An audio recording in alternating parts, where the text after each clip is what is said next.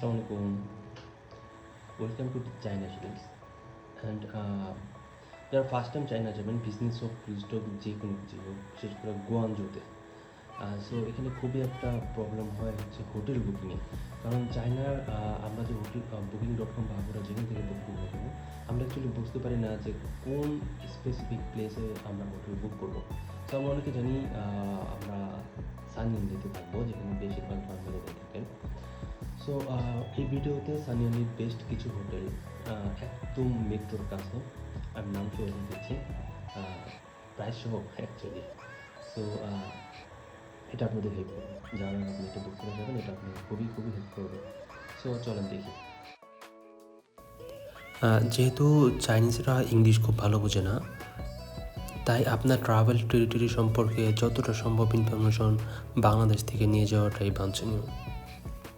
আর China যাওয়া এবং আসার ফ্লাইট যেহেতু রাতে, তাই আমরা এয়ারপোর্ট থেকে মেট্রোর কোনো সার্ভিস নিতে পারি না, কারণ চায়নার মেট্রো রাত 12টা থেকে সকাল 6টা পর্যন্ত অফ থাকে।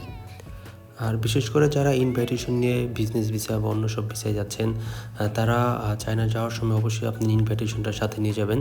কারণ আমার এক ফ্রেন্ডকে কোনো এক হোটেল চেক ইন করতে দেয়নি, তাকে বিকেল পর্যন্ত ওয়েট করিয়েছে ইনভাইটেশনের জন্য।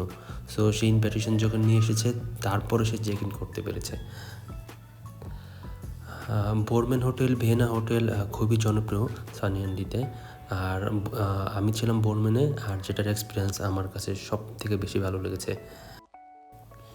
অ্যান্ড আমি বাকি হোটেলগুলোর নাম অ্যান্ড পার নাইট কস্ট স্ক্রিনে দিয়ে দিচ্ছি, আপনারা দেখে নেবেন।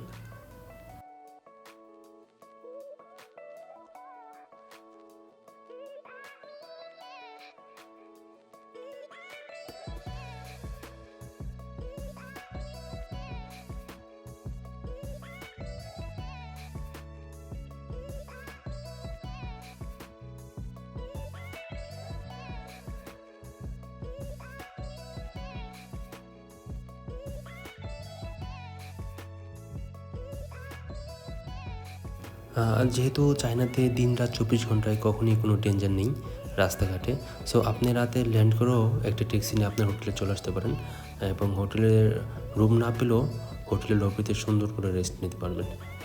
সো এই ছিল চায়নার হোটেলের ইনফরমেশন আমার থেকে। Thank you for watching. Bye by.